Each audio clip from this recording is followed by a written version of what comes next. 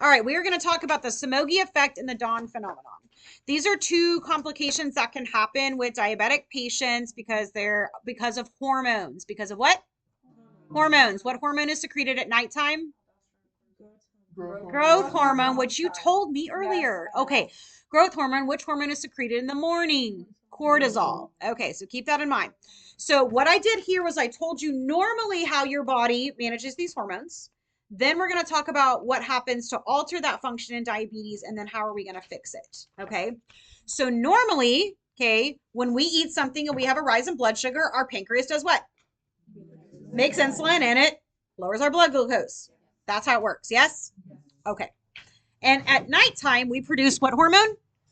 Growth hormone, which increases our blood sugar to keep us up overnight, right? Not like awake, but keep our blood sugar up overnight.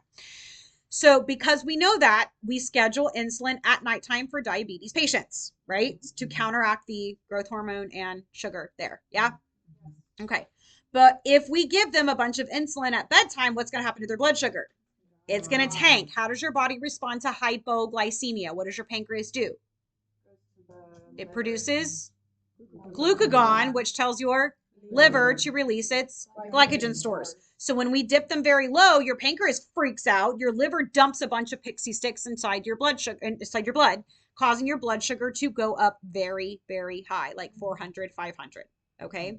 This usually happens around 2 or 3 a.m. when growth hormone is at its highest levels. This is what we call a rebound hyperglycemia. Do you understand what happened? Let's walk through it again. What'd you do? We gave the patient insulin at nighttime. It made their blood sugar tank. Their body responded by producing glucagon, which asked your liver to release its glycogen stores, and it caused a rebound hyperglycemia.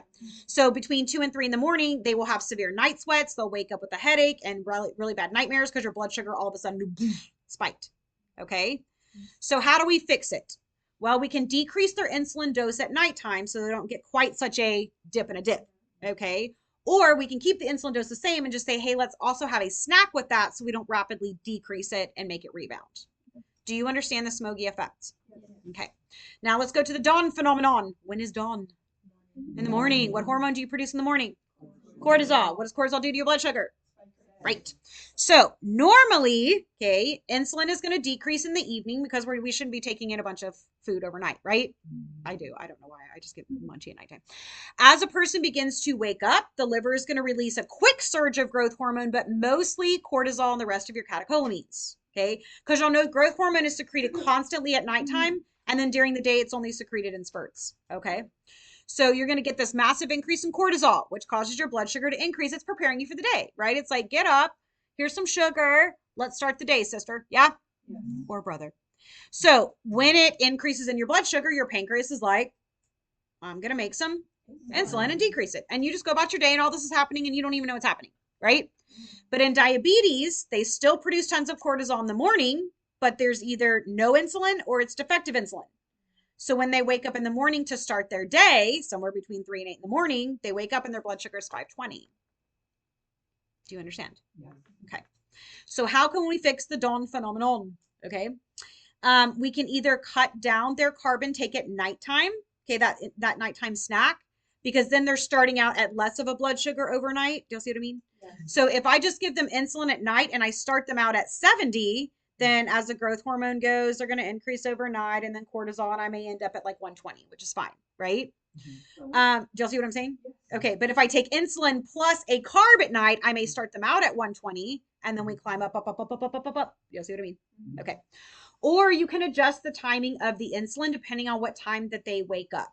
So if they're taking, like they think nighttime dose and they're taking it at 8 o'clock, but they don't wake up until like 10 o'clock the next morning or something, you may need to adjust that timing, right?